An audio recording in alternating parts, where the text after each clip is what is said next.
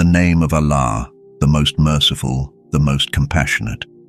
My beloved brothers and sisters, let me ask you a question that few of us dare to ponder deeply. Have you ever wondered what truly happens after death? Not tomorrow, not years from now, but that very moment when your soul leaves your body and begins its journey toward Allah. Most people avoid thinking about it because it feels frightening, unknown, and inevitable. Yet reflecting on death is one of the greatest acts of preparation for a life that never ends. Imagine a man named Yusuf. Yusuf lived a life much like ours, filled with responsibilities, hopes, fears, and regrets. Some days he remembered Allah faithfully. Other days, distractions led him away. He prayed, worked, helped others, and sometimes forgot to seek forgiveness. He was not perfect, but he tried. One evening, Yusuf felt an unusual heaviness in his chest. At first he thought it was fatigue, but soon it became clear. His final moment had arrived. The Prophet Muhammad, peace be upon him, described this moment as a transition, a passage where the veil between this world and the next begins to lift. The soul begins to leave the body, guided by angels sent by Allah. To the believer, this moment is peaceful and gentle, a release from all worldly pain. For the one who ignored Allah, it is frightening and filled with regret. Yusuf felt both fear and awe as his soul started to rise. Suddenly he saw angels surrounding him, their faces radiant, carrying cloths from paradise and fragrances from Jannah. Their presence was overwhelming, yet comforting. The angel of death approached, compassionate and precise. "O peaceful soul," he said, "come out to the forgiveness and pleasure of your Lord." And Yusuf's soul left his body effortlessly, lighter than he had ever imagined, free from pain. But for someone who lived far from Allah, the process would be harsh, pulling the soul as if it were stuck, every moment of resistance painful. Death is not the same for everyone. Once the soul departs, the journey begins. The angels carry the soul upward through the heavens. Every layer of the heavens acknowledges the rising soul, calling out its name and praising its deeds. For Yusuf, the journey was filled with light, calm, and preparation. For the disobedient, the path is narrow and dark, filled with anguish. This is the first lesson we must internalize. Our choices in this life shape how we experience the first moments of the next. Back on earth, Yusuf's body lay still. His family prepared him for burial, washing him, shrouding him, and carrying him to the grave. People prayed janazah over him and lowered him into the ground, placing him facing the Qibla. And then they left.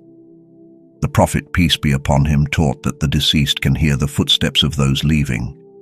The solitude of the grave is the first test of the soul, a moment of reflection for what has been done in this world. Soon after, two angels appear, Munkar and Nakir. They question the deceased about their faith. Who is your Lord? What is your religion? Who is this man sent among you? For a true believer, the answers come naturally. My Lord is Allah, my religion is Islam, and Muhammad, peace be upon him, is his messenger. When these answers are spoken, the grave transforms into a place of light. Good deeds appear before the soul as beautiful companions, creating comfort and peace. But for the sinful, the answers falter. The grave becomes constricting, and a horrifying figure appears, representing the burden of their misdeeds. The soul remains in the grave, waiting for the day of judgment. Some graves are gardens, filled with light and tranquility. Others are dark pits of punishment. This is where preparation for eternity begins, for the grave is the first step into the unseen journey.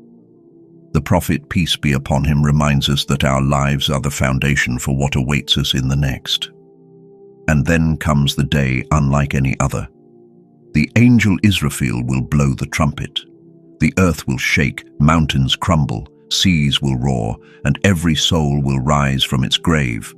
Everyone, from the first human Adam until the last, will stand together, naked, barefoot, vulnerable, awaiting judgment. The scales will weigh every deed. The Sirat bridge over hell will test each soul, and paradise awaits those whose deeds shine with sincerity and faith. Imagine standing on that plain, your deeds revealed, your intentions laid bare. Some faces glow with joy, others darken with regret. This is the ultimate reality that every soul must face.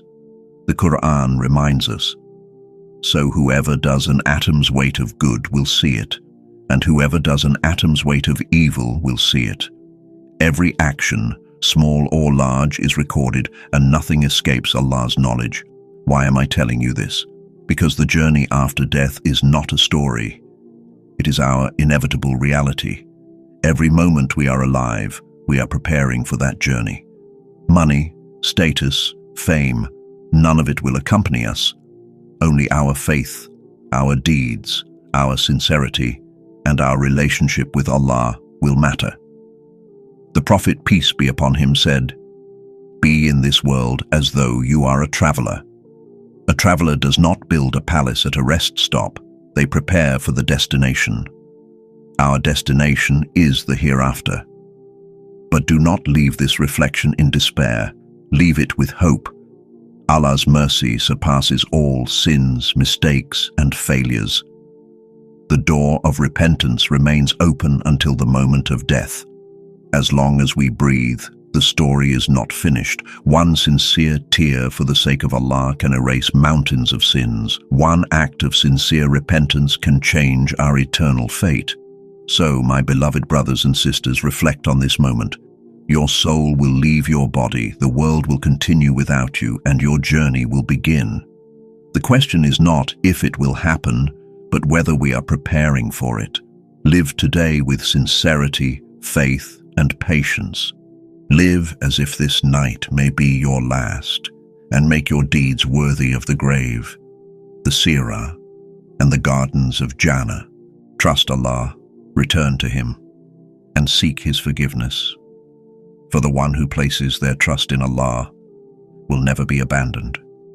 May Allah make our graves gardens of paradise, forgive our sins, reunite us with the Prophet, peace be upon him, in Jannah, and grant us the greatest reward, to see the face of Allah. Ameen.